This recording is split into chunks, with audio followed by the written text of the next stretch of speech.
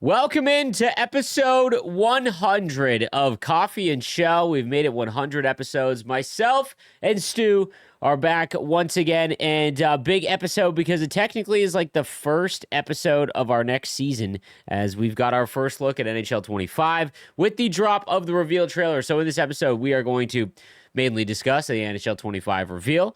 We're also going to talk about the Blues and Oilers offer sheets, and if you heard anything in between, because I think that was a pretty big moment in the offseason. Plus, the Sharks are now the biggest hype train with the trade for ASKAROV. So, that being said, we're not even gonna go over our dad life yet. There's people out there, the truthers of Coffee and Chel. They care about that, but there's a lot of just NHL addicts like ourselves that want to get into 25. So let's talk about the reveal, what you thought about it, and we'll just kind of go from there of all the stuff that they showed off in it, although it was like 30 seconds long. Yeah, it's been a while. Like, welcome back, everybody. But I've really enjoyed the skating animations that they added. The being able to straddle the blue line Mm-hmm. is something. I'm a big, real life type hockey stuff. Like, I really enjoy that stuff. And I don't know about you, but over the years, the amount of times you would get sucked out of your zone because your guy couldn't like just hold his feet in the blue line was so annoying. And now being able to straddle the blue line, which is such a cool thing in my opinion, and I think it kind of removes the whole ballerina L2 or LT thing. I think it actually creates uh, some sort of more. I don't know. It just makes it more fluid. I think. That's I'm really happy they added that and the one timers too because last year, as you know, you couldn't take a one timer really from far out, and now there's more skill to it. So like if you pass it over, you can't just smash up on the stick. You have to kind of time it, and I like that. I think it's a lot more. I don't know. I just think it adds just like a little bit more of a skill gap, but then I also think it creates like a goal that happens in real life more, like and also something that should be out of the game completely, like it was almost sort of last year. yeah, in total agreement. Starting with the L2 thing, I used that as the example in my in my videos going over the reveal. The media trailer that like the game changers. Oh, also we're bearing the lead. Stu is now a game changer. Hell is frozen over.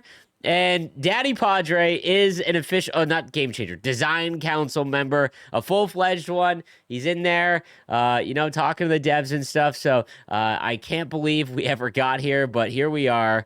Tyler Stewart, game And it's changer. funny, and it's funny. I had like a few people comment on my tweet. And I did like kind of like a tongue in cheek tweet, but it was like somebody's like, "Oh, you're a bootlicker," and I'm like, "Dude, if Welcome in, any brother. if anybody knows me, I am the furthest thing from a Uh, bootlicker, and dude. everybody knows that. So it's so funny the way that it all happened. And if you just like pay attention to last year, you would I know there's some people that are pretty unhappy about it just because of my reputation, and then also people just The in story general. arc is unmatched It really is. in Like no terms of one will ever. NHL. Yeah, Yeah. no one will ever get in the way you got in. I will Yeah. say, bias aside, that you are, regardless of how it comes off, a nerd when it comes to gameplay.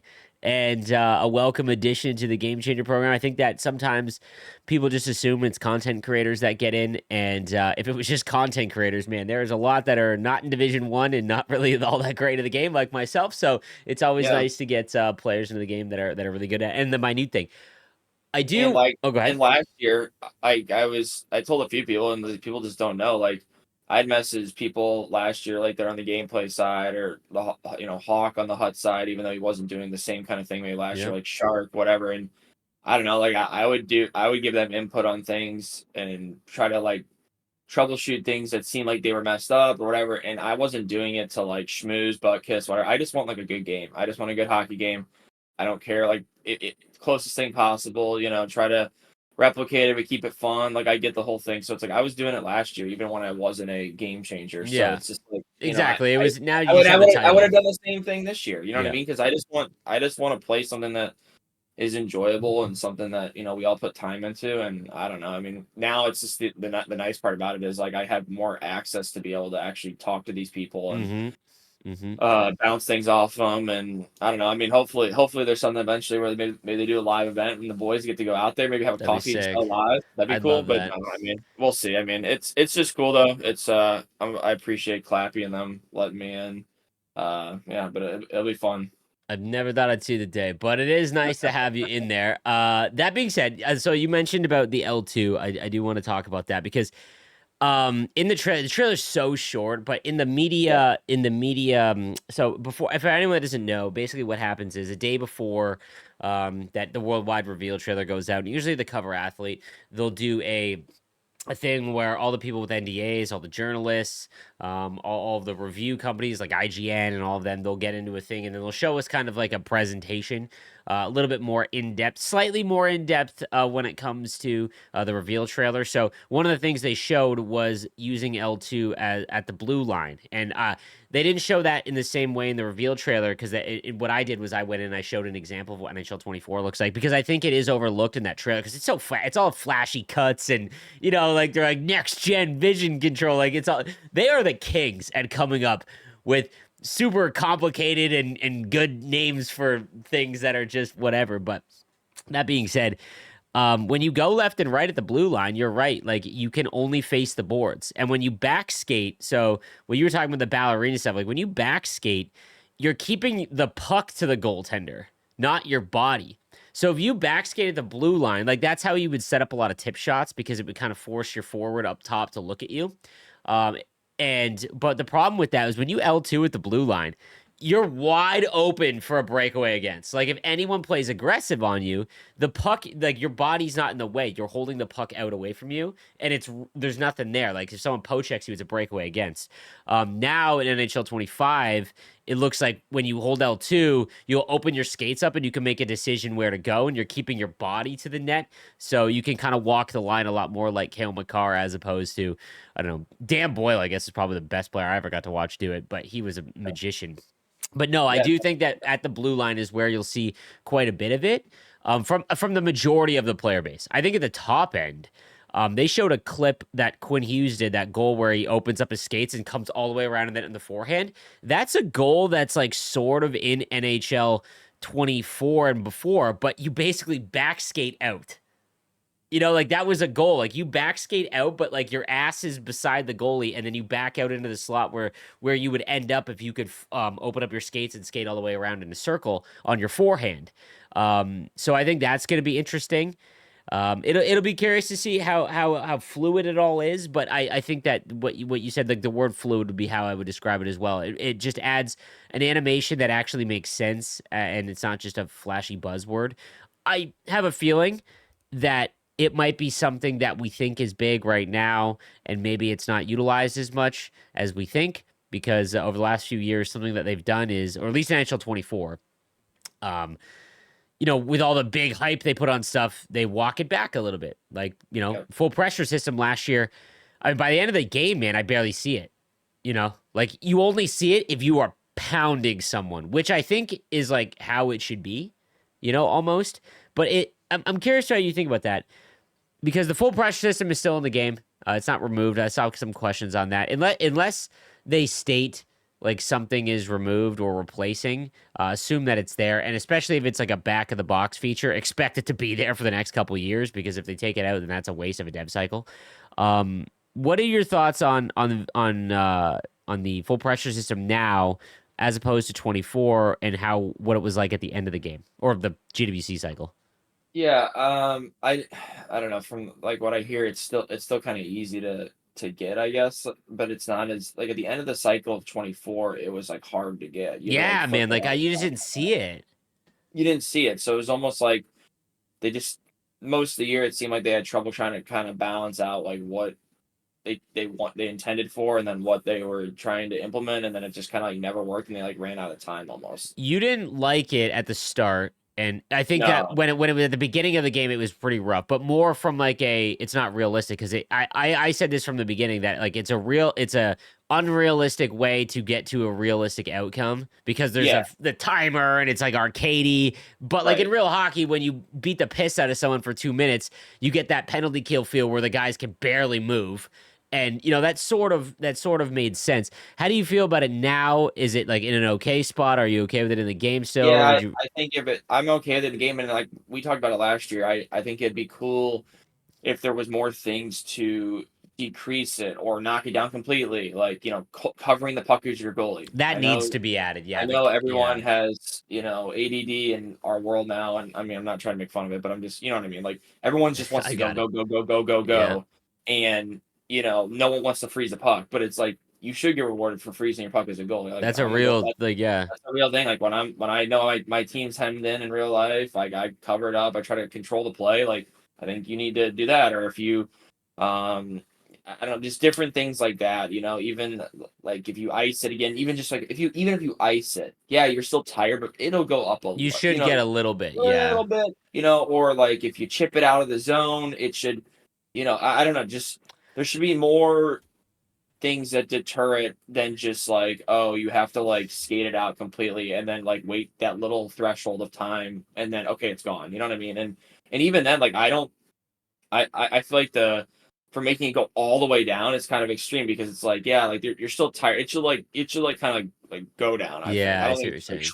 but it's just like I don't know, I'm sure it's really tough to figure it out, honestly, like The on their balance is tough. It literally felt like I would see it like in Division again, just like Division 1 and 2. I've always said that I think that once you get to Division 2, you play a different game than what the majority of the player base experiences, and it just I think that the biggest change or implement that they can put in, and maybe we see that in NHL 25 would be I saw someone in the Game Changer chat actually, and I apologize for not giving the people their props because I like giving people props to come up with good ideas. But someone said it might have been Tugi actually. That chart that they made famous with the Zach Hyman goals, where Mhm. it shows where he scored all his goals. If you break the offensive zone down into those spots, and obviously some are more dangerous than others, if Yeah. the bar went up higher on higher danger chances and very little on like getting across the blue line and firing it on net, and because your guy will get there first to the rebound, counting the same as like a one timer that you're unloading in the slot. It just doesn't make sense. All shots are not equal, and I think that would be the final thing to really improve the full pressure system if they're going to keep it in the game, would be to add like a dynamic shot, not multiplier but like applicator for it. So that'd be huge. But anyways, I didn't want to go off on NHL 24, but that's just what we do on this show.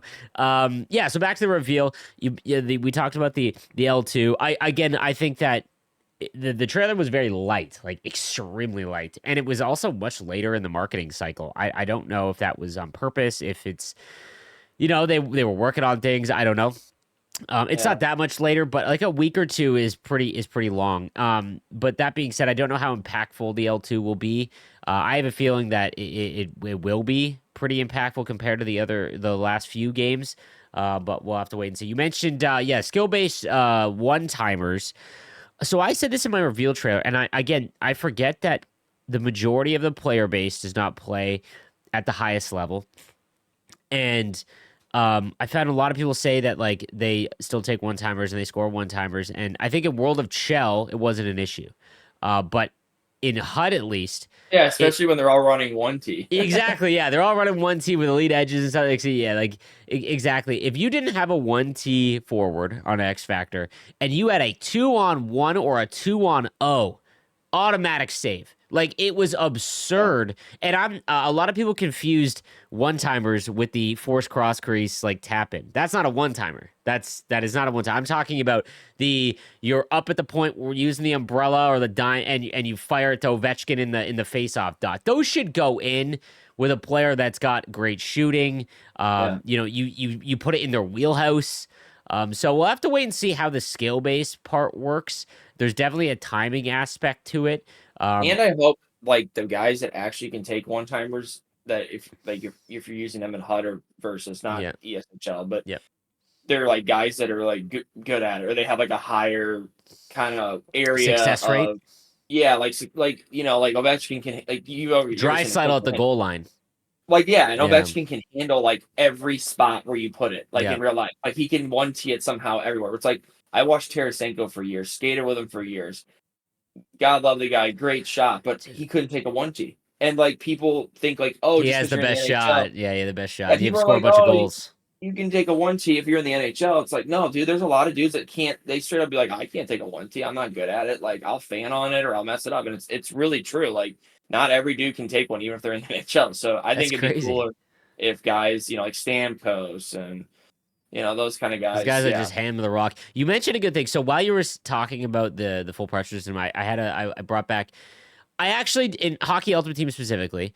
I actually don't mind X factors because until we get something that allows to get custom strides and shots, there really is no differentiator. yeah, And other than height, really, and weight. So some of the X factors that I think that should put in the game that would be really cool would be just for before I forget the full pressure system. I think there should be defensemen or forwards that are really good defensively that have a thing that does not get impacted by full pressure system. Well, like call it marathon or something, where if they have that, then they don't lose power or they don't lose energy while the full pressure is activated, kind of nullifies it. I think that'd be really cool. It would get to a point where it'd be like everyone would just run the best players with like that so that it wouldn't matter at all, probably. But yeah. nonetheless, I think that would be kind of cool. The other one, while you were Iron, like talking, iron lungs or something yeah, type thing. Yeah, exactly. I don't know if 1T works like this. It might, but I would love an X Factor ability that when you send someone a one timer, like you mentioned, the Ovechkin being able to catch it anywhere, that they get full power and accuracy, almost like close quarters on a one timer, regardless of yeah. how they handle it. That would be that might be overpowered now because it looks like one timers might be back in the game. That's the other thing I'm curious of is that I think people are. Again, paying attention to the more casual player base or the players that just, they don't play the game to be super competitive. One timers were like the way to score. And for like a decade, you would just try and get a one timer off. And it became, I think, frustrating because a lot of people can't defend it. And obviously, the better you get, like the better you are. But like for a lot of the player base, it's hard to always defend the one timer. I hope it isn't like they come back and that's the only way to score again. But it should go in. Like, man, I don't know how many times I'd be streaming and you give up a 2-on-1 or I have a 2-on-1 and I'll take a one timer and be like, bro, I forgot this is NHL 24. Like, it's just, it was when they added the human goalie animations in because the Mhm. goalie would like make it would get over to the post or get over and it would just Yeah. be one of those flashy big glove saves and it's just like I said, I don't want it to be overpowered and the only way to score, but I would love to see a clean D to D one timer like once Oh, in a yeah. while, bro. Like I haven't seen one in 2 games. Right. If anyone in the YouTube channel, because again, I guarantee there's people whenever we talk gameplay, there's always gonna be people that disagree because that's how gameplay is. It's so subjective, and I totally agree. What I enjoy won't be what Stu enjoys, and what Stu enjoys isn't what you enjoy. I want you to send me a clip of you scoring a D to D one timer in online hockey ultimate team that is clean and untipped. I want to see that. And if you could send me that, I'll eat my words. Because I haven't seen one. And I played over 1,000 games and I love D to D one time. You watch my channel, I love shooting from the point. I think it's just hilarious to set up a good tip shot. But anyways, so we'll see how skill based one timers, how they work, and if it's very hard to pull off or things like that. I'll be very curious. The other thing they announced in just touching on the gameplay side of things is that they called it reactive actions, but from my understanding, it's just the AI now gets out of their own way. So we'll see if like that works. Man, there's nothing no more frustrating than when you're trying to enter the zone and your AI will just cut through the middle and run right into you at the blue line. I'm hoping that that's like gone. But I don't know. They also mentioned something where AI is improved. They talk about this every year, but it seems different because they mentioned like updated playbooks or power play things. I don't think we're getting new strategies. I would love that, and I still think that would be one of the biggest changes to the game. But it looks like when you're cycling the puck, your AI won't. At least I don't know from at least from my experience. I don't know about from you. When you set up like the overloader behind the net in 24, your players would just stop moving, like your Yeah. AI, and the defense would cover them, and then you're just like, okay, that person's eliminated from a pass. It looks like now they'll fight to get open. So I feel like that would be a pretty big thing to add into the game. Yeah. I feel like maybe the last like year or so, I just feel like once I get in the zone and everyone just kind of like boxes up and stands still, it's like I feel like just like nothing happens. Like you almost Nothing, just bro. think you could just stand there and like you're just standing there and Yep. like and it's like I don't really know what to do. And like hockey is such a flow sport Yep. and such a flow game that it really does make it, kind of just like in a Like I want my standstill. winger to bleed out like towards the boards when I'm on the weak side one to at least get a one Yeah. timer. In 24, if you're using the overload and like the defenseman then stands there to cover, your weak side winger just won't move, and it's like, oh my god, okay, so that's Right, not an like it's option. almost like you wish there was like a setting you could put like be like ultra like Aggressive aggressive or and yeah, yeah, yeah, dude, yeah. I think that'd be dangerous, like, because I assume it'd be broken. But they always yeah, talk about upgrading AI. I'll believe it when I see it. But I do like that it's not something like super gimmicky. If it's yeah, literally just the AI sees where you're going and they just try and float, like yeah. that actually will be impactful, I think. Especially if like one timers are back in the game. So we'll have to wait and see on that. Hockey Ultimate Team got a new mode. That 5 years, we finally Yep. got a new mode. No news on how it'll work. It looks like it'll be another weekly mode, so it's not just like live moments or anything like that. It does look like it'll have a cycle to it. I don't know how it's gonna work. We'll have to wait for the Hut deep dive that I don't think we'll get until. There was a deep dive schedule that was mentioned in I'm gonna call it the journalist reveal. I don't know what the name of that would be called. Yeah. And it showed like not dates, but like late August, early September, all of that. Huts was like late September, which is pretty common now in the Ultimate Team industry. MLB does it, I think, the day of launch, where they'll do their stream going over MLB, and then they do the press the button stream, and then the game's live. Which isn't a Um, terrible idea in it's terms of not, no, hype. it's In not, terms but of hype, but yeah, from a background standpoint, I can explain why. They don't need to ship a hut content finished with the game. That's something that they can do with a day zero patch. Some right. stuff needs to be in, but like things like sets being um, correct with like the right graphics and all of that and all the debug stuff. That is something that they leave later on, not leave later on, but it's not a focus early on, because when the game ships, which is late August, to like retailers, or it has to go to get printed on discs and stuff, you got to understand that the game has to be finished to an extent. The online portion doesn't have to be, because you wouldn't play it online, right? So Hey, um real quick, we yeah, didn't really like go. I know we're going off on a yeah, tangent here about the hut thing real quick, but the cover obviously is the Hughes brothers. oh yeah, If you guys didn't have seen it yet, but I was wondering that when you said get it shipped, because Clappy put out that picture of him holding the copies. yeah. Is it gonna not because that was a very odd year with Heatley when he had the manslaughter Oh thing man, I have with that cover. That's the with cover I Dan have. Snyder, but if you remember, like they had to switch it and they had to put Joe Sakic on the cover, which is like one of the crazier like Same thing with flips Kane. Kane with and Kane, Taves right? was Yep. on 12. So since like a lot of people, at least I mean, I feel like I don't even know how many people actually go out and buy the actual hard copies anymore. So I was just wondering, like, do you think like in the stores you're gonna see like the multiple Hughes copies like he had, or is it gonna be like all one? Like, you know what I'm So saying? so that was announced. So it looks like they're doing like a more traditional one, what they used to do, which I actually like. It's the US standard edition is the Jack Hughes one. The Okay. Canada and worldwide is Quinn, and the deluxe edition is all three. But I don't know if you could buy the deluxe edition hard copy. So I don't Yeah. know, because I remember back, like I think it was NHL 20, That's where kind of a good idea. yeah, because like NHL 20 was Matthews and the Line was the Europe one. Oh yeah, you're right. So I think they're trying to go back to that route. Those are like collector's items. If you're like I feel like our boy Esdor's out there. He's like an NHL. Oh, dude, Keanu. Keanu's the one. Yeah, Keanu's you got him? Okay. yeah, so you can't see it in the shot that I've got here, but in the background I have all the games with the hard copies. Like I it'd be don't cool to have the European The editions. European one, he's got all the European ones, so That's it cool. is pretty cool. I think Yorick Curry's on one, if memory serves, like a Hmm. random. It's funny because they announced. I actually saw. I apologize if you watch my YouTube videos, and I'm not getting the name right because I didn't save your tag on the YouTube video, but I saw a comment because they marketed it as the first time siblings were on the cover, Yeah. and they were like, that actually isn't true. NHL 11 had the Sedin brothers in Europe. And I was like, oh, like that's Oh. kind of interesting because I would have never seen like Yeah. Europe is still a very small player base in comparison, so we don't see that. And it's usually not the marketed one that like North Americans ever see. So, Right. but no, I do like the multiple covers. People were really harping on Luke Hughes getting on the cover.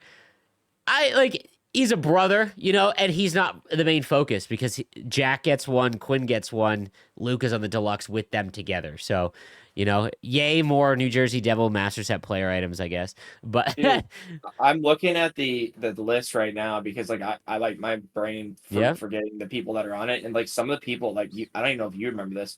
They not only did they do an EU copy, but they did a Czech copy in 2000. Richard Schmelik was on the cover. In, really. in 2001. Yuri Letnin for Europe, Marty Ruchinski I would from. love to see what those covers look I like. know. Like, dude, I'm kind of like I said, like if I was like you, where it's like this is like my job, and like I like having the the Having them look of it all, like all. those ones. Yeah, like I think it'd be cool to have like the collectors. I'm sure there's some dude out in Europe that has it, like that's on eBay for like $5 or something. Like The it's just it's so crazy. Like some of the names, like I had never like dude, like did you ever know there was a Denmark edition with in 2010 with Mikkel Bodker? I mean, like Mikkel Bodker, dude. Yo, that was dude, an OG versus like legend. He was so Anaheim fast. legend Jonas Hiller 2012 had his own cover.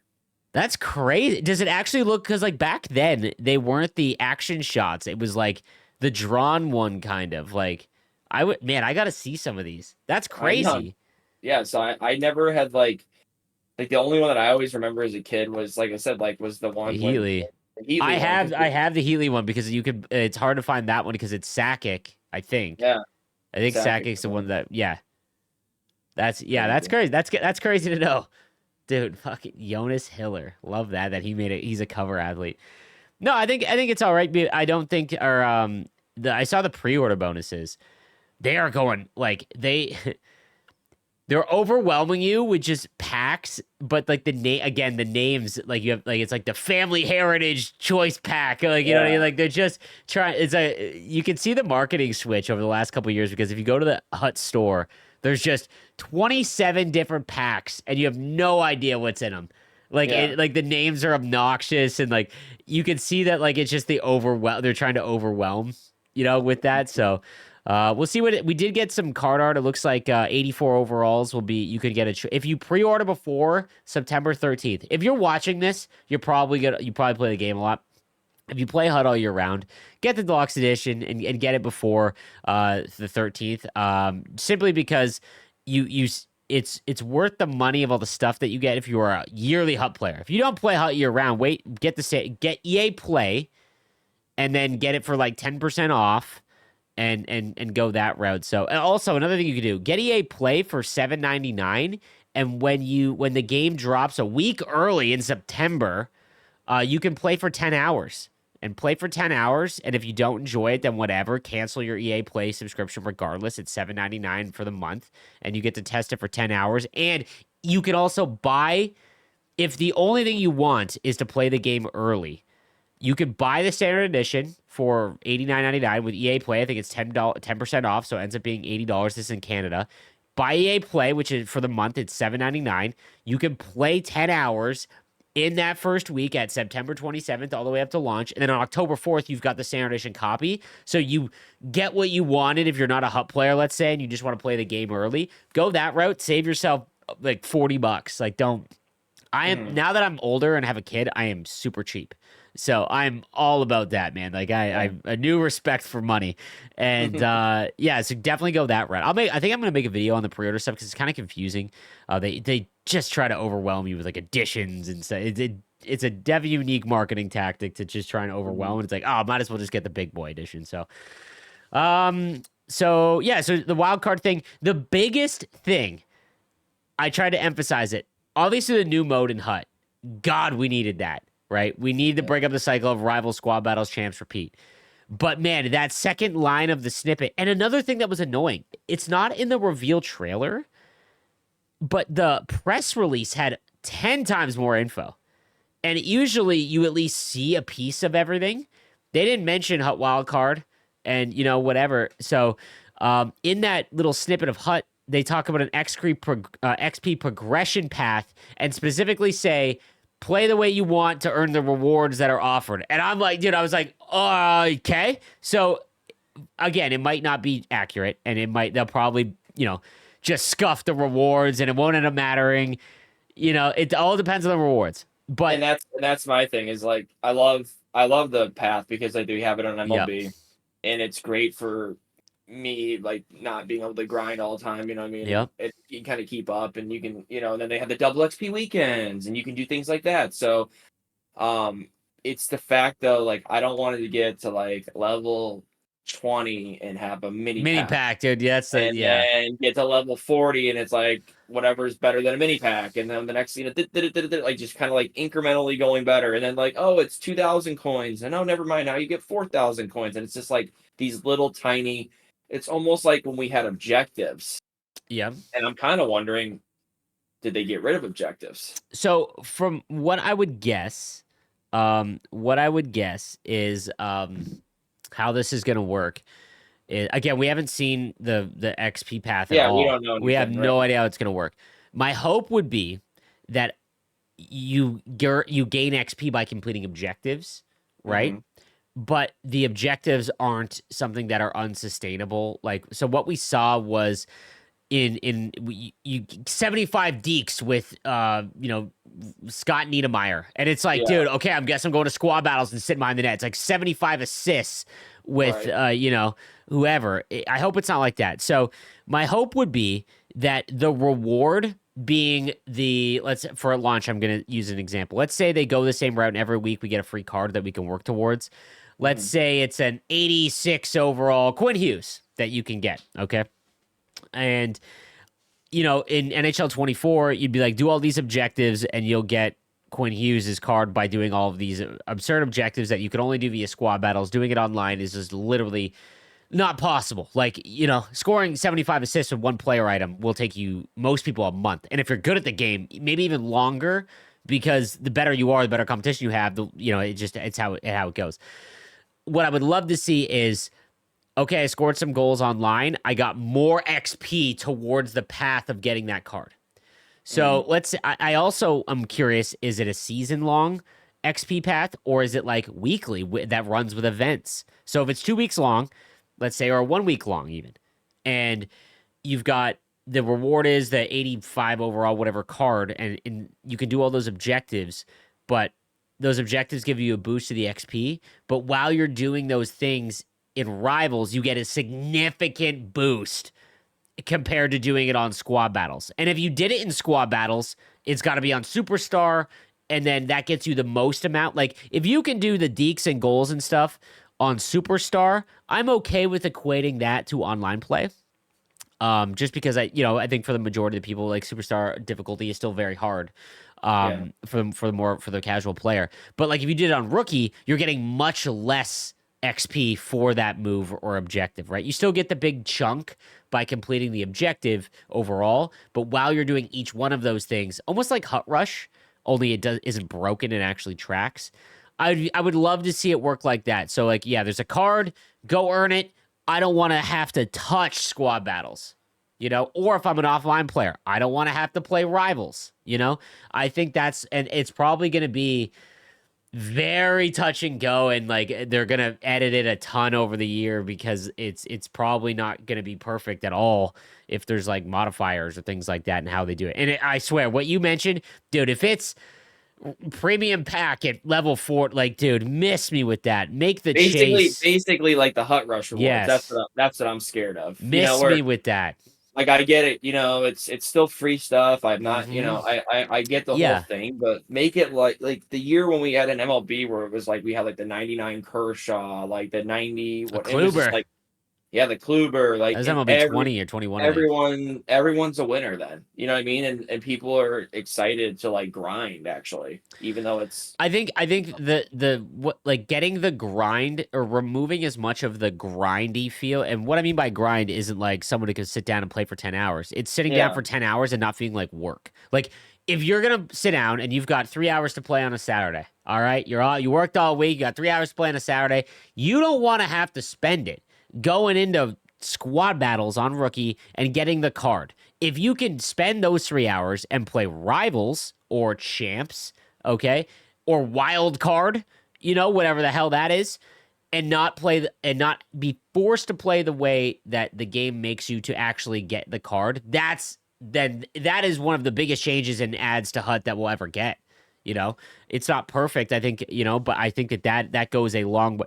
Just getting away from that nonsense grind where it literally is you clocking in. Guys, for anyone that like doesn't understand, if you have to make it feel like work and you are doing it to get a reward at the end, that is the definition of a job. You are going to work doing something you don't feel like doing to get your paycheck at the end of the day, right? Video games should never be that. And I feel like a lot in the industry is that it's all FOMO, forcing you to just be on the game. And EA has been terrible with that, where it's like, hey, if you don't get this card, you're pretty toast. I'd also hope that they keep the same structure of rewards and things that they've tried, the new comp seasons that they've been coming out with. I know you're not playing Hut right now, but they have an X Factor one right now where like you can only use X Factors, and that's huge. Like I hope that stuff comes back at launch and it's done correctly. Yeah, I saw a few of them talking about that, like with the X Factor. So I'm guessing the price of X Factors went back up a little bit then. Well, then they release like 98 over headshot cards that are deemed X Factor. Like just here's what I think should happen.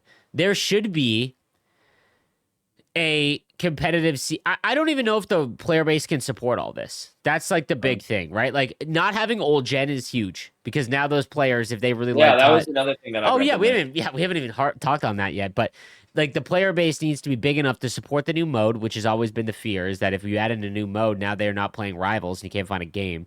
But if you add in comp seasons too, now you're separating even more. I think that the more ways to play is definitely what's best for the consumer. But I'm just being realistic. Like if you can't find a game, you're not gonna be able to find a game. Right. But there should be a base card champs every week. A base card should almost be like cards that you chase all year round to get like that ultimate team. Getting Connor McDavid in January as a base card should matter because you could put him on your base card team and that's the best base card. But it could also be like base cards and event cards for the current week. So if a new event comes out and you pull one of those event cards, they usually never matter. They're just like, oh, I'm going to trade this in for collectibles.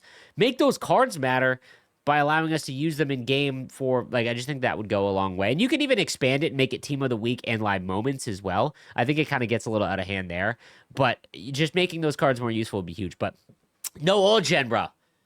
I don't know. That was one of the more shocking revelations, I think. I don't know about you. I fully expected it to be on old gen. Yeah, I thought it would be just because like MLB did it, and Yeah, then I know it's not the same type of game, but then I actually don't know for sure because I just the Madden I only saw it on. Did they do it for Madden? Because like I know NCAA football went strictly. I think Madden is old gen. That was what was surprising is that Madden was old gen. But we don't see these numbers, but like I saw that PlayStation users as a whole, 50% are still on PS4, which was shocking to me. But the consoles are expensive. We live in the worst economic era ever, probably like one of them, not ever, but one of them. And I can definitely understand. But I think that in my time being someone who has been obsessed with video games since my first real console where I can remember getting it and playing every game on it was PlayStation 1. I played Super Nintendo and all of that. There has not been a worse console generation generation over generation. Like PS4, you could just still do everything that you were doing on PS5. The lighting just wasn't nearly as good. But now these developers, guys, if you have little faith in EA developing a game for NHL in a year, could you imagine them developing the game, but then also after spending dev resources on downgrading it so that the things they did implement somewhat work on the old consoles? Like, it's not going to super improve, but it's just less dev time wasted on old gen. And for anyone that can't afford a new console, I understand. Going out and spend a couple $100 on a new console is expensive, but if you've bought in the last 4 NHL seasons of games, those games are $100. And the last 4 years you've bought in on that, you've gotten a pretty good run out of it while new gen has been available. Like that's the cost of a new console. Go buy a Series X. I think they're $300. Trade in your old system, get $5 from GameStop or whatever. And but like I think a Series X is pretty cheap in relative terms to PS5 and Series X. So I know the Series S is like that's what I was talking about. Sorry, the Series S. Series S one, I know you could even get for like cheaper. I think you get for like $200, like used. Like I Dude, think you get. go man. People need to utilize. You know what? As I've gotten older and as I've gotten a kid now, so we're getting rid of the toys, and the stuff like the Mamaroo's gone now. Yeah. Dude, Facebook Marketplace. It's just Oh like yeah. free money. Like people will buy anything, Anything. anything, dude, and you When I will sold find my last crazy house, deals. dude. When I sold my last house, there was this stuff where it's like we're coming into this house, like, and this one's new, and we built it. It's just like, okay, well, that furniture is not gonna like look good there, and like that type Hmm of thing, or like, we already got a lot of use out of it. It's like, but like, and we donate stuff all the time too to this place called Savers that's here. But it's also like some of the things. It's like, well, I mean, what is the phrase? Another man's trash, another None of man's the treasure, treasure. yeah, Like man. Like it's kind of like, and some people are like, hey, like I really want that. I'm like, okay, like you'll come pick find it up. people that are just like, hey, you had a kid, can't game anymore. Here's the Series S for Yeah, $140. Like you just be yeah, just be no, on it. I know no one under the age of 25 uses Facebook probably anymore. But like honestly, Marketplace is a gold yeah, mine. So no, it is. You're right. definitely check that out. So that was huge. We'll see what that means for the player base and things like that. Hopefully we get leaderboards. I think that's like the last piece of the puzzle. The other thing that when I saw the XP path and it made me excited and the new wildcard mode, I don't want to be super negative, but I still think if the reward structure is the same for rivals and squad battles, that's a massive like miss. If they don't find a way to rework how those modes, like again, having to play 50 rivals games in a week to have a shot in Division 1 or 2 at Ultimate, is just awfully rough. And Mhm. it harps on that FOMO that they try to instill on you. It's like, hey, if you're not on the game for 40 hours a week, like you're way behind. And if you reward someone for being great at the game, like I mentioned this, make it a benchmark. Ultimate should be 30 wins. If you get 30 wins in 34 games, you're probably in high Division 1. But if that's the case, then let that be ultimate, And if Yeah, you can't, and if you are someone who struggles with the game, but you want the rewards, maybe you have to play 60 games. Like I don't even think there should be a limiter. Like I don't think there should be a limiter at a week at all. If someone wants to play all of that and get the rewards in Ultimate, they should. That should be a thing. But then you add in like a leaderboard so that you can reward those players for. I pray that they just start adding vanity items. I talked about this so much. If someone gets top 100 in squad or in champs in a week, you are the 1% of the 1%. I know for you it doesn't mean the same because like you top 100 champs is whatever. But if you think about it, 5,000 people play champs in a week, and those are all good players because they've qualified for champs or better players. You get top 100, man. Give them a jersey. Give them a banner. Something for like that. The other thing, super interested in, and I'm curious what you'll think of this as someone who streams. You see that grudge match thing? yeah, So the snippet's kind of confusing, but it says in all offline and online modes, there will be some sort of graphic or animation that will show you past data on your matchups together. So, like, honestly, I saw a lot of people in my comments being like, that's just for franchise mode. And if that's the case, cool. That adds immersion. If you, yeah, in your franchise mode, the Sharks beat the piss out of the Knights 5 times all season, and you're or 4 times in game 5 at the end of the year, you can see like your matchups together. I think that's cool. Anything that you can make towards that looks like a real presentation is a W. But if online, God, dude, when I saw this, I was like, man, the dudes that stream snipe me are just gonna have a goddamn field day.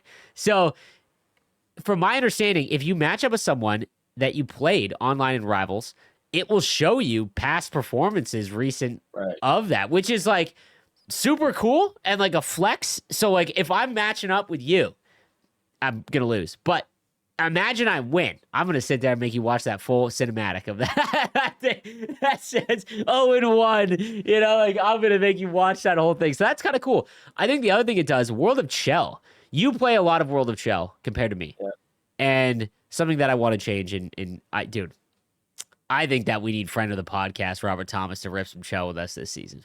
yeah. He always is. He's a big Nasher. He's a big first month of the game player. And Yeah, he's a then big, a big dash. it's funny. I side story. I actually did run into Nasher here 2 weeks ago. He came to St. Louis for the State Wars, which is like a roller hockey tournament that people out there I'm sure know about. Yep. It's like you kind of put a team together, you pay your way to come down, and you play like in a certain division or A certain whatever. And division, yeah. one of my buddies that I went to high school with, or he was a little younger than me, but we kind of crossed paths for hockey. And he's like, he moved to Columbus, and of all teams in That's Columbus and crazy. people he runs into Nasher. And he didn't even know who Nasher was because he's just like oblivious and Yep. was like, oh, I met this guy. He knows you. And I'm like, who? He's like, his name's Andrew. And he's like, said his name and whatever. And I'm like, oh my God, that's Nasher. Like, what a small world. And now they play roller hockey. And like, so when he came here, I was like, oh, I'll go out and watch the game. And I went out and watched it. And it was funny just to see the guys. Like, but yeah, me and him were talking about that. I was teasing him like, oh yeah, you'll only play the game for like a month. Like I was Yeah. like, you know, it's like, but I no, would it's love in the first month. I know. Like I've said this before too. I got to meet all the Washington Capital players when I yeah, did the media tour. And Hendrix Lapierre said that he watched my hut stuff, so I know he yeah, plays that. I would love it if we, dude, as a content creator, and again, this would be flexing like our ability to like talk to some of these guys. If they yeah, get their 99 card and you could play hut co-op, like yeah. allow me to, dude. If we could hop into rivals and you've got Tomer's 99 card ripping around like his real card. I would love that content. Get him on the mic. Like I would love to. That was something that I watch a lot of other content creators for other games. I don't watch a lot of content. I try not to because again, I think that you inherently, you know, you don't want to take styles and things from people that watch in your niche. I watch a ton of MLB content creators and what they do with real, like Kyle, like your friend Kyle, dude, he just plays with Dylan Cease.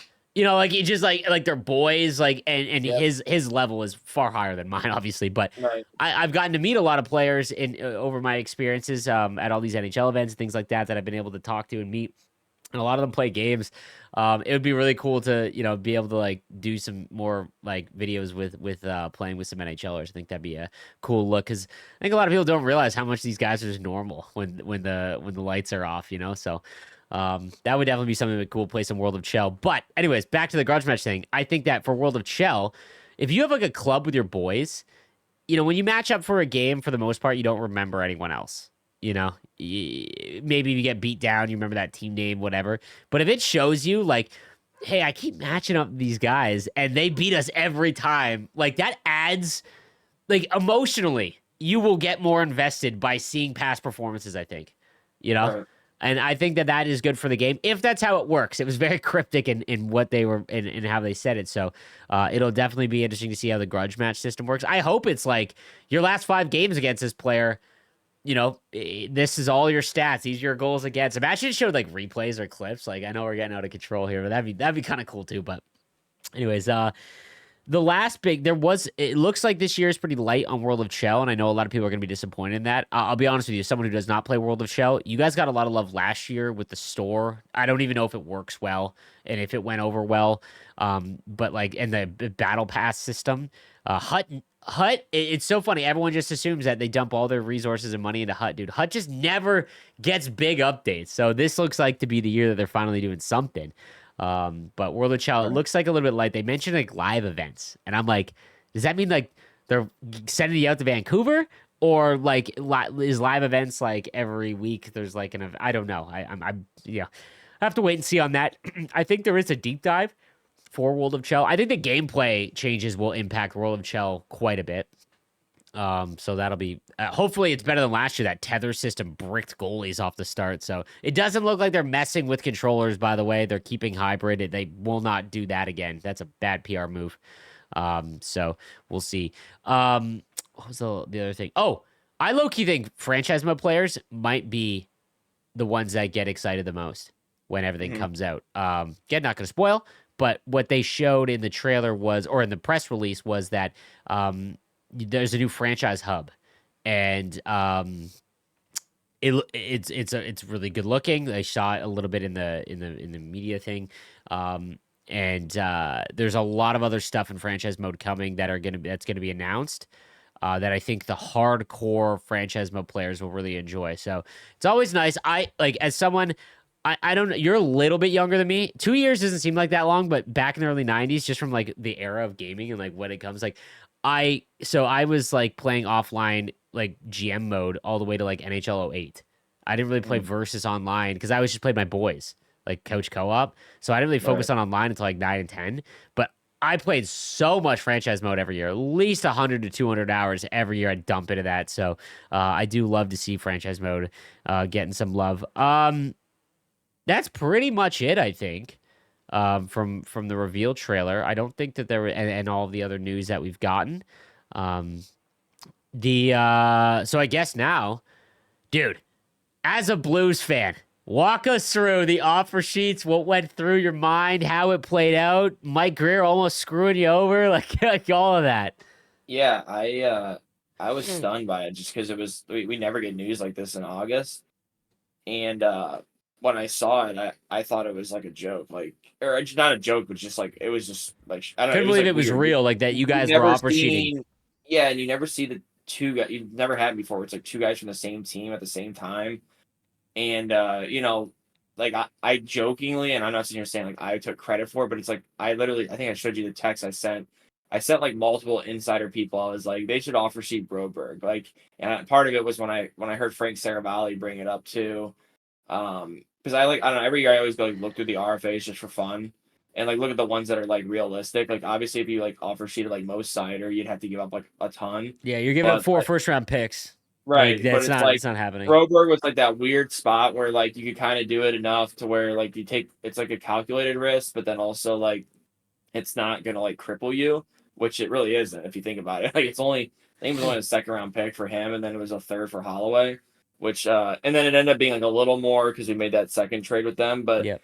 um but in the grand scheme of things, like Broberg was a former top 10 pick, and we need a lefty so badly on our left side. Like Torrey Krug's probably done, maybe forever. I have no clue. I mean, that's a whole one of those It's weird crazy not seeing situations. news on that because like when he shut down the trade to Philly, it's just like Yeah. that. It was like everyone's just like, oh, I guess we're out on Well, Krug. There's no news. and another thing that happened this summer was they or at the draft they tried trading him to Anaheim, and he turned that trade down too. So I don't know if this is all like 100% on the up and up when it comes to the injury. Not saying Yeah. he's faking it or anything, but I think there's like more kind of an agreement like you're not going to go anywhere. Then you can either kind of sit out and deal with your injury. I mean, I don't know. I don't know. I mean, people be surprised to hear that stuff, but I don't think it's exactly, I don't know, 100%. Like no one knows the story really, but yeah, I was stunned. I mean, I thought the Blues, like say we, like I thought the Blues like weren't gonna get him, because I thought Edmonton was in a spot, especially when they traded CC to the Sharks. Um, I thought they were in a spot to like they could match it, and like they could fit it and make sense. And I just figured like it's another one of those cap gymnastics type of things where they would make it work because that's what those teams do, right? Like they load when you're going to try to win a cup too. Like you don't really want like a weakness at any spot in your lineup. And both those guys, like especially with their youth, like they can't really afford to like lose them. I thought, and they ended up making. I let you talk about the Sharks trade the most, but they ended up. I don't know. Like I kind of like what they did too, even though like I'm not an Oilers fan, but I thought they were like it was kind of a smart move because like more than likely they're probably going to be in a playoff spot by the time we hit the trade deadline, so they can add and then they'll have more. Nope. There we go. Oh, there we There go. we go. I don't know where it cut off at. No, they could add at the deadline. They could add at the deadline and be in a spot where they'll have more money at that point. I don't know though. I mean, we'll see how it plays out. It'll just be interesting. And talk about like adding like a grudge match. It'll be more of a Dude, grudge match when the Blues play the Oilers now, and it'll be. I mean, everyone will definitely remember that, and I really do hope more GMs start to use this tactic because, I mean, there's a lot of dudes like this in the same kind of like spot where maybe the compensation doesn't really equal how good the player is, and I think personally, I think Broberg will be even better here and really blossom into whatever that could be with a guy like Parayko. You know what I mean? I mean, the guy can absolutely wheel. Everyone saw that in the Cup final in the Dallas series against with the Oilers. Like he looked really good. So yeah, I don't know. I love the move for the Blues. I don't think there was any downside to it. And everyone that's talking about the money and everything, it's like it it's definitely too. they definitely did get double. Like Oh yeah, like they my overpay, like thinking their is contract is overpaid, but the Blues had right. a cap space, so Right, exactly. It's almost like you guys like with yeah, like Toffoli and yeah. stuff, and with other. It's like who That's cares? exactly like Toffoli. Yeah. Like we're not gonna see probably a cup here in the next 2 years here. That's fine. I think they can make the playoffs now. I think they can sneak in a wild card spot, which I The think would be Blues hilarious. always do, man. They're never Yeah, talked about, and they're always just sniffing. They're Well, like they're like we the have more like one of the best. successful Calgary Flames. Yeah, we have like one of the best tandems in the league in that too, like with Hofer and Mhm. Binnington. So and now that the defense, like, I mean, because our defense core got so much better overnight by having that move, it's crazy. And now you have a tandem of Parayko and Broberg, and then you got Letty and Falk, and you got Suter and Matthew Kessel. I mean, that's a lot better than last year. But no, yeah. What did you think about the Sharks trade to like make it all work? Well, like so first, I want to bring up the how or what like how vindictive or calculated what St. Louis did. So I listened to the Friedman's podcast, like the emergency one afterwards. Dude, it wasn't just offer sheeting. It was the amount was $1 below. They went to the absolute maximum they could before the next level of Yeah, compensation. They did it at a date where Edmonton was already over and they couldn't do anything to push it down. Like I don't know the exact like what the exact terminology or the exact like logistics behind it, but they did it at a date where like Edmonton was screwed and they couldn't really make a move with those players to figure it out. And then the amounts again, they was just very well done by St. Louis to get both players. Now, I thought Edmonton did a great job getting Podkolzin to basically replace Holloway. You know, that was a decent one. The Cody Ceci one, I'm interested in like so obviously as a Sharks fan, Cody Ceci is immediately a top 6 defenseman for the Sharks. The Sharks have an AHL D core. So everyone's like, Cody Ceci's terrible. I don't think you understand. This team had 60 points last year, and they basically gave up 50 shots on goal every game. If you have a player that played in the playoffs regularly, regardless of how bad he was at the very end, that's an upgrade. They got a 3rd round pick for him, which first of all, people were like, yo, Emberson, they gave up a prospect defenseman. Emberson, they got off waivers. And while I think he did fine for being picked off waivers, no team, you know what I mean? Like, it wasn't like this is some prospect that they were developing and he was like looking like a top 4 defenseman. I've watched Emerson quite a bit. He's okay, but I think he'll be a 7th defenseman for Edmonton, maybe. It's not dude. nothing of I consequence. think they also like in like some weird way. I almost think Stan Bowman like not tricked, but like made these GMs around the league think like, oh my god, I got to get rid of CC so I can match these guys. And at least even if not, he put it in a spot to where he could match them if he wanted to, which is why you saw that That's second deal with the exactly, yeah. Blues. Because everyone's like, why would the Blues make another trade with them It's if so that they they just weren't. I would assume it's probably to not get. it was a threat. So like they Yeah. all played it. They're all shrewd. They're all Oh, smart. yeah. Doug Armstrong played it smart. Bowman played it smart. Here, And I think Bowman was like, I'm gonna make it in a spot where I can do it and threaten to do it, but I really don't want to do it. And he pretty much said that. Like I don't, I had nothing wrong with the players. I watched Bowman's press conference, but he had it in a spot where I think he made teams around the league think like I gotta get rid of CC. And then, I mean, I think the only thing that I think the Sharks, like when me and you were texting about this, it's like, I just think and I was just I wanted the Blues to get him. So I was like, God bless. oh like, yeah, I could understand from being a when the Blues Sharks fan. did Yeah. that, but then at the same time, I was also like, man, couldn't Greer have just waited like maybe like a few more days and you know what I mean? Tried to like push it up and be like, Here's all right, take it or leave it. You're not getting it unless you give me the, you know what I mean? So, when I saw like the takes on Twitter about it being such a bad trade. We don't get to hear like the other stuff. Oh, you back? Yeah, we go. We don't get to yeah, I don't know what's hear. going on. We don't get to hear. All the other offers. But if like let's say Chicago, it's like we'll take them. You're gonna give us a 1st or a 2nd round pick, right? Mm-hmm. And if the Sharks said no, give us a 1st and we'll take CC, and Bowman says no, I'm not doing that, then the Sharks don't have a 3rd round pick and an NHL defenseman. You know what I'm saying? Like cap and contract does not matter. CC's contract's over at the end of this year, and it would not stun me at all if he's put in a regular role.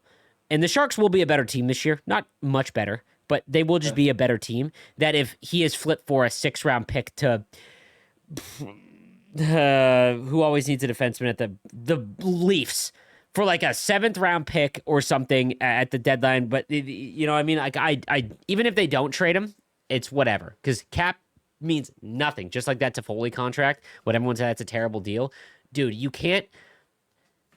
Montreal Canadiens fans, you're always one of the more louder fan bases.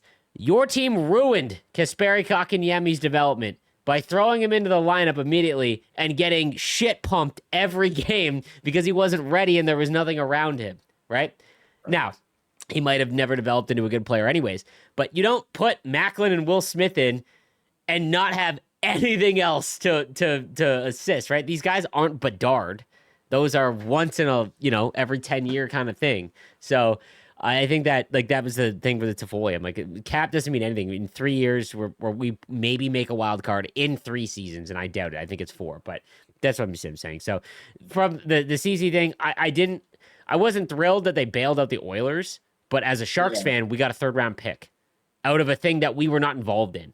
Like, we had not, you know what I'm saying? So I'm okay with it. It reminds me a little bit because a lot of people were harping on the Goudreau waiver pickup because they bailed out the Rangers, right?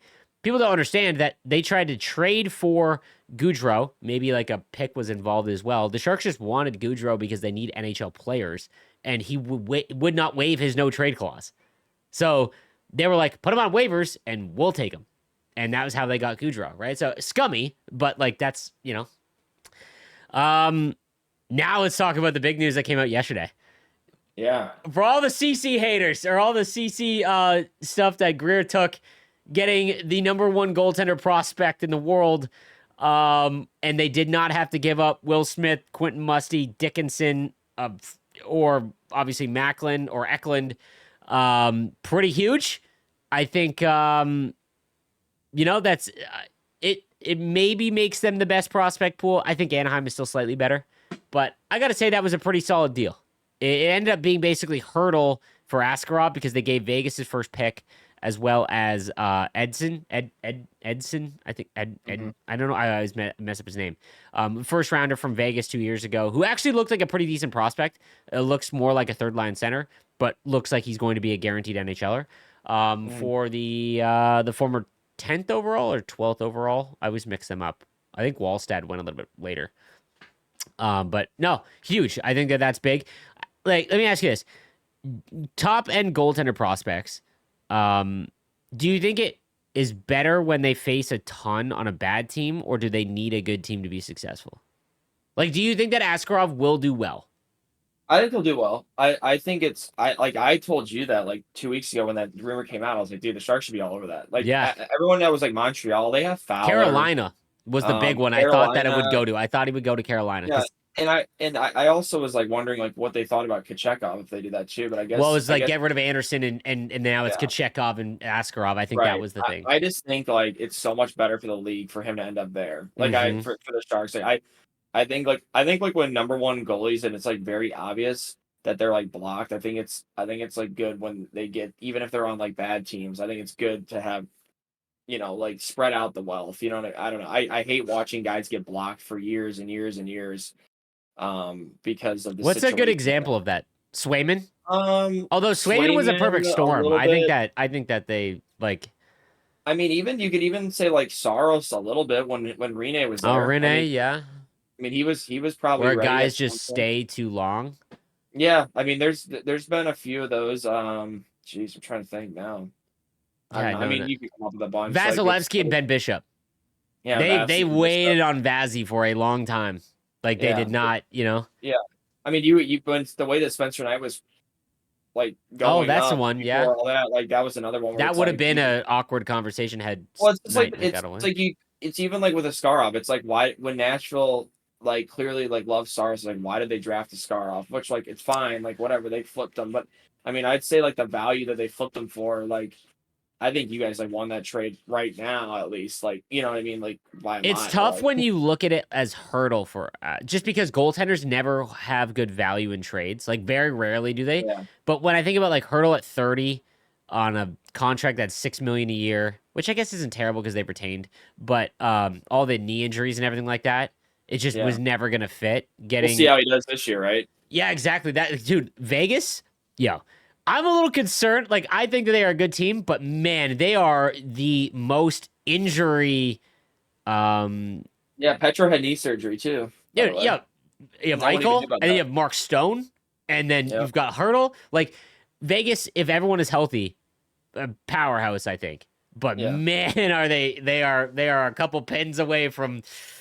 The other thing about that pick, though, that was interesting. So it's top 10 protected, but if Vegas gets a top 10 pick, which I would say the odds of that are like 15%. It's not No. zero, but I think it's like I 15%. think they'll make moves too. Like I don't think they're Exactly. done. From my understanding, it's a top 10 protected where if Vegas picks in the top 10, the Sharks can send their own pick instead of Vegas's pick. So what it did was basically allow it so Vegas doesn't make the playoffs and they win the lottery and they bump ahead of the Sharks. The Sharks have guaranteed that they will pick the highest of those two. So while it's not like if it's top 10 that you get it next year, which would have been awesome. That would have been unbelievable. But no, it's still not a bad one. So I'm excited because, dude, this is like a GM mode rebuild. Like Yeah. they literally have gotten a top end prospect at every single position. The Carlson trade at this time is a fleece because of who they got with that Pittsburgh pick. They got Sam Dickinson, who was one of the top defensive prospects in the league coming into this year, and Carlson did not help them. Which I said at the beginning when I saw, like, dude, we've already seen what happens when Carlson has an alpha right shot defenseman with him. It just does not work. Anyways, but yeah, lots of stuff. We're now in like the boring season, I think, because right before training camp, but we'll see. And yeah, man. So it's good to be back. Episode 100 of Coffee and Chel. We've gone through some iterations, but it's funny that we're here now, and it lined up well with NHL 25's reveal. I don't know when the next deep dive will be or anything like that, but I think that we'll probably wait for the next episode after we get more news about NHL. And then once the game's back on, and we'll do a couple prediction shows because I think those are fun. Back on Saturday, we'll record on Saturday mornings again throughout the season weekly.